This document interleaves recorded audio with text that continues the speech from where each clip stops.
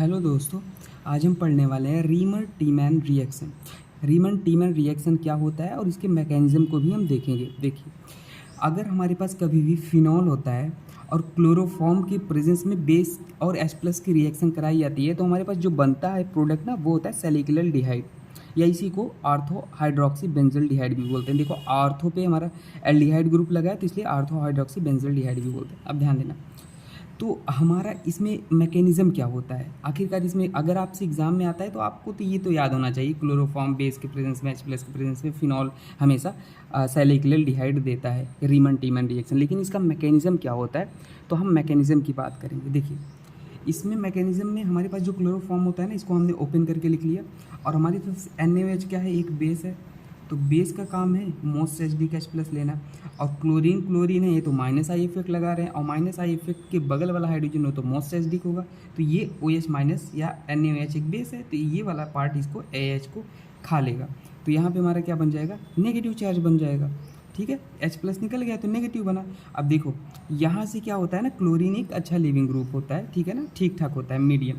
तो ये क्लोरीन क्या करेगा, यहाँ से तुरंत बाहर चला जाएगा। अब देखो, आपको एरो का कॉन्सेप्ट हमने बताया है कि ये अगर एरो ऐसे बनता है तो इसके आगे साइड नेगेटिव होता है जहाँ एरो होता है, और टेल पार्ट पे पॉजिटिव होता है। तो ये ऐसे निकला तो ये इसे लेके गया, इसके टेल पार्ट पे पॉजिटिव आ गया, पॉजिटिव नेगेटिव मिलके न्यूट्रल कर दिए, और न्यूट्रल कर दिए तो भाई यहाँ पे अब देखो कार्बन 4 बॉन्ड बनाता है, लेकिन यहाँ पे 2 ही बना है, तो 2 इलेक्ट्रॉन को हमने ऐसे दर्शा दिया। ठीक है ना। अब देखो, अब ये इसे क्या बोलते हैं, डाइक्लोरोकार्बीन बोलते हैं, हमेशा याद रख लेना। इसे देखो, 2 क्लोरीन है तो डाई, और क्लोरीन है तो क्लोरो, और ये नॉन बॉन्डिंग इलेक्ट्रॉन है जिसे कार्बीन भी बोलते हैं, डाइक्लोरोकार्बीन। ठीक है। अब देखो अगली स्टेप में क्या होगा, अगली स्टेप में हमारा क्या होगा, NaOH एक बेस तो है ही रिएक्शन में, अब बेस तो आपने लिया ही है। अब ये जो फिनॉल है ऑक्सीजन के बगल वाले हाइड्रोजन को अब्स्ट्रैक्ट कर लेगा। ये बेस क्यों अब्स्ट्रैक्ट कर लेगा, क्योंकि बेस का काम है H प्लस खाना, मोस्ट से अधिक H प्लस खाना। यही H को क्यों खाया, क्योंकि ऑक्सीजन इलेक्ट्रोनेगेटिव है, इसके बगल हाइड्रोजन जुड़ा ASD है, तो इसको खा लिया, यहाँ नेगेटिव आ गया। अब ये वाला देखो, ये वाला ऑक्सीजन क्या करेगा, हम नेगेटिव चार्ज है, ये रेजोनेंस करके यहाँ पे नेगेटिव आ जाएगा, और ये नेगेटिव इसके वैकेंट ऑर्बिटल पे अटैक कर लेगा। आप कहोगे ये नहीं समझ में आया, तो देखो ये कैसे कर लेगा। देखो, कुछ इधर हम बनाते हैं रेजोनेटिंग स्ट्रक्चर। देखो,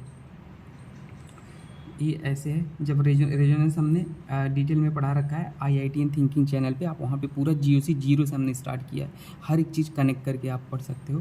तो देखो, यहाँ पे रेजोनेंस कराएगा, यहाँ नेगेटिव आएगा, ये नेगेटिव जो आया है ना यहाँ पे, ये वाला इसके वैकेंट ऑर्बिटल में अटैक कर लेगा। आपका वैकेंट ऑर्बिटल क्या, कार्बन 4 बॉन्ड बनाता है ना, तो कार्बन कहाँ 2 ही बॉन्ड बनाया, तो एक खाली है ना, तो उसको खाली से दर्शा दिए हैं, और ये 2 नॉन बॉन्डिंग इलेक्ट्रॉन दर्शा दिए हैं इसको ऐसे ना, जो कि बॉन्ड नहीं बनाए। तो देखो, ये नेगेटिव चार्ज इसके वैकेंट ऑर्बिटल में अटैक किया। अब देखो, जैसे ये वाला अटैक किया, ठीक है ना, ये वाला नेगेटिव चार्ज इधर आया, ये वाला अटैक यहाँ किया, तो नेगेटिव यहाँ पे डबल बॉन्ड आ गया। ये वाला हमारा हाइड्रोजन यहाँ से अटैक किया था, तो देखो ये यहाँ गया। अब हमने बताया एरो जहाँ जाता है वहाँ नेगेटिव आता है, तो देखो एरो यहाँ पे गया तो यहाँ पे नेगेटिव, ठीक है, और हाइड्रोजन तो भाई था ही बैलेंस ही पूरा करने के लिए। अब देखो, ये वाला हमारा sp3 है, ठीक है, आपको देख रहे हैं, ये वाला sp3 है, और हमारा ये वाला एरोमेटिक भी नहीं है। तो देखो, ये एरोमेटिक नहीं है तो कम स्टेबल है, तो इसको स्टेबिलिटी गेन करने के लिए क्या हो जाएगा, ये वाला हाइड्रोजन क्या कर लेगा, यहाँ चला जाएगा। कुल मिला के देखो होता क्या है, मैं आपको बताता हूँ, ऐसे समझो, ये वाला नेगेटिव चार्ज है, ये वाला नेगेटिव चार्ज इस हाइड्रोजन को अब्स्ट्रैक्ट कर लेगा। नेगेटिव है भाई, तो उसे पॉजिटिव कहीं H प्लस दिखेगा तो ले ही लेगा।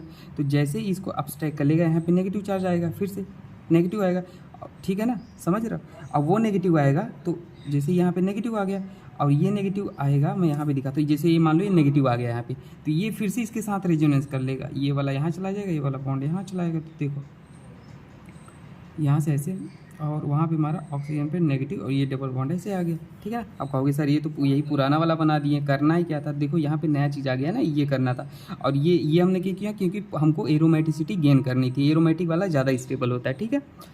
तो देखो यहाँ से फिर हमारा हो गया ओवरऑल बन के। अब ये CH Cl2 है। अब देखो यहाँ से हमारे पास हमारे रिएक्शन में क्या था, OH माइनस था। OH माइनस क्या, वही NaOH जो था ना, उसी का OH माइनस, चाहे शॉर्ट में लिख दिए हैं। तो इस बार OH माइनस क्या करेगा ना, SN2 रिएक्शन कराएगा, ठीक है ना, न्यूक्लियोफाइल की तरह काम करेगा। तो देखो इस बार हमारा ये OH माइनस यहाँ पे जाके अटैक करेगा, ठीक है, एक सेकेंड, हाँ दिख रहा है, देखो ये वाला OH माइनस यहाँ पे जाके अटैक करेगा, और हमारा एक क्लोरीन को बाहर कर देगा। जैसे देखो ये हमारा कुछ इस तरीके से Cl Cl। जैसे ये वाला यहाँ अटैक किया तो ये क्लोरीन लिविंग ग्रुप की तरफ बाहर निकल गया, तो देखो CHOH Cl बचा है, ठीक है। अब देखो अगले स्टेप में क्या होगा, अगले स्टेप में हमारा OH माइनस यहाँ पे था, एक क्लोरीन और है उसको भी भगाएगा बाहर, तो उसके जगह पे जाके हमारा जुड़ गया, उसे बाहर निकाल देगा और वहाँ पे जाके जुड़ गया, 2 OH हो गए। अब देखो एक कार्बन पे 2 OH ग्रुप कभी भी स्टेबल नहीं होते हैं, एक कार्बन पे 2 OH कभी भी स्टेबल नहीं होते हैं। तो दो कभी भी एक कार्बन पे 2 OH दिखे तो आप -H2O को बाहर कर दो, देखो -H2O को बाहर कर दिया गया, तो एक OH ये और इसका हमने H लिया है, H लिया है, ठीक है, H2O। एक ऑक्सीजन लेना है, मान लो इसका हम इसका OH ले लिया, इसका H ले लिया, ठीक है, ये हमने नहीं H ले लिया, तो हमने H2O बाहर करना है, ठीक है। तो देखो यहाँ पे हमारा क्या बच जाएगा, CHO, ये वाला ऑक्सीजन बचा है और एक हाइड्रोजन, तो ये CHO बच जाएगा, ठीक है। अब देखो अगले स्टेप में हमारा क्या होगा, H+ तो था ही रिएक्शन में, H+ जाके हमारा इसको यहाँ पे जुड़ जाएगा। अब कहोगे सर यहाँ पे क्यों जुड़ गया, क्योंकि कोई ये क्या है, चार्ज स्पेसीज है, तो हमेशा चार्ज स्पेसीज जो होता है वो अनस्टेबल होता है, तो हमेशा कोई भी चार्ज स्पेसीज है अनस्टेबल है तो अनचार्ज में बदलना चाहेगा, तो ये क्या होगा, H+ आके इसको अनचार्ज कर देगा, तो ये सेलिकल हमारा प्रोडक्ट बन जाएगा, ये आंसर हो जाएगा, ठीक है। हमने IITian थिंकिंग चैनल पे IITian थिंकिंग चैनल पे @IITian थिंकिंग चैनल आप डालो तो वहाँ पे हमने पढ़ा रखा है पूरा टॉप 10 नेम रिएक्शन, बिल्कुल प्रॉपर एग्जाम्पल, बहुत सारे एग्जाम्पल भी हैं प्रैक्टिस करने के लिए, और GOC हमने पूरा 0 से पढ़ा रखा है, तो आप वहाँ पे जाके ट्रिक टेक्निक भी बता रखा है, डायरेक्ट क्वेश्चन कर सकते हो, जो भी ट्रिक वहाँ पे बताए गए हैं बिल्कुल परफेक्ट ट्रिक है, एक्सेप्शन इंक्लूड करके बताया गया, तो आप वहाँ पे जाके देख सकते हो। Okay, thank you.